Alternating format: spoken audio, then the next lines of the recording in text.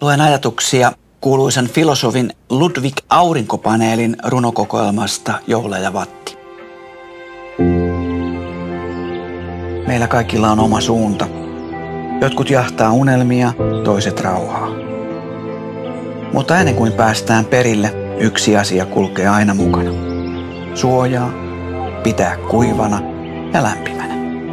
Satoi tai paistoi. Sitä ei juuri ajattele. Se ei pyydä huomiota, se ei pidä ääntä.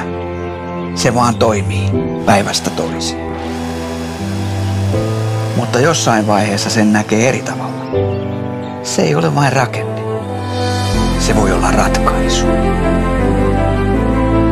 Energiaa, joka syntyy omalla katolla. Päätös, joka ei tule pakosta, vaan fiksuudesta. Tärkeimmät valinnat tehdään usein siellä, mihin ei tule katsottua. Mutta kun katsoo, voi huomata jotain, joka muuttaa kaiken.